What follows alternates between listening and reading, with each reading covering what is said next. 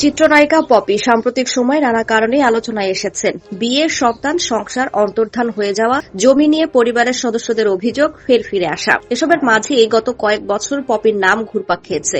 তবে এই কয়েক বছরে বিয়ে করেও শান্তিমতো সংসার করতে পারছেন না কেন, এসব জানালেন একসময় তুমুল জনপ্রিয় এই চিত্রনায়িকা।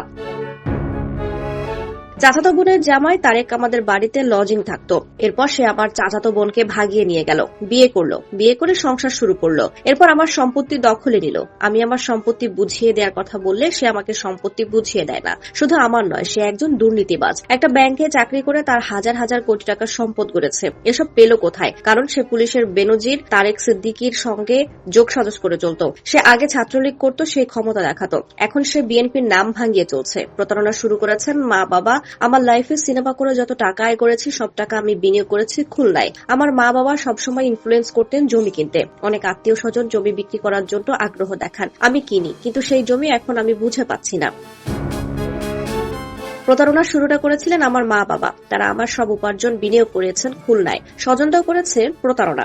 আমার খবরে নানা সময় শুনতে পাই, পরিবারে যদি কেউ একজন উপার্জনক্ষম ব্যক্তি থাকে, ধরুন সেই মানুষটি গ্রামের বাইরে অন্য শহরে বা দেশে থাকে, তাহলে সেই ব্যক্তির টাকা নিয়ে সংসারের সব খরচ চলে। বাড়িঘর ঠিক করে একতলা দোতলা বানায়, পরিবারের সদস্যদের বিয়ে দেয়, আনন্দ বিনোদনের জন্য যা প্রয়োজন তা কিনে সুখে শান্তিতে বসবাস করে।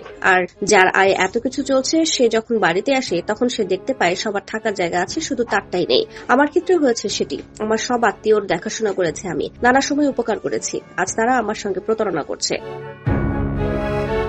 ঢাকায় কোনো জমি ফ্ল্যাট নেই, দেখেন আমার নিজের কোনো সম্পদ নেই। আমি যদি চলচ্চিত্রে ফিরে আবার কাজ শুরু করি, তাহলেও আগামী 10 বছর আমি সামান্য জমি কিনতে পারবো না। আপনারা জানেন চলচ্চিত্রের কি অবস্থা এখন আমার সম্বল বলতে ওই খুলনায়। ঢাকায় আমার একটা ফ্ল্যাট পর্যন্ত নিজের নেই। ঢাকায় আমি কিছু করতে পারিনি, যা করেছি খুলনায়। এখন সেসব তারা লুটেপুটে খাচ্ছে, আমাকে দেবে না। কোথায় গেলে পাবো? আমি আসলে কোথায় গেলে আমার জমি ফেরত পাবো? এই আমার দুধের বাচ্চাটাকে নিয়ে আদালতে যাচ্ছি, থানা পুলিশ করছি, এই বয়সেই সব দেখছে। আমি জানি তার উপর কি প্রভাব পড়বে, কিন্তু আমি তো অপরাধ বোধে ভুগছি। আমাকে কেউ সহায়তা করছে না। আমি বিগত আমলে খুলনায় থানায় গিয়ে কোনো সহায়তা পাইনি, এখনো পাচ্ছি না। আমি বিয়ে করেছি, বাচ্চা হয়েছে, শুধু এই এক কারণে আমি শান্তিতে নেই। ঠিকমতো সংসারও করতে পারছি না। আমি প্রতারণার শিকার। কোথায় গেলে সাহায্য পাবো?